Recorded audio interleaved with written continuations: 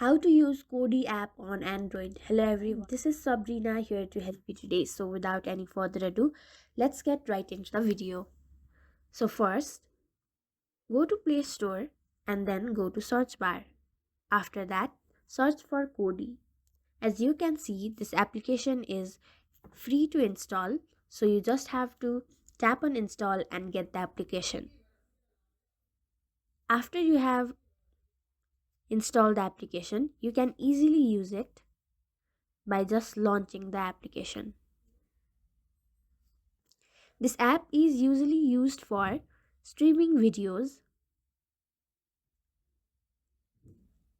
and also as you can see, the ratings are quite good.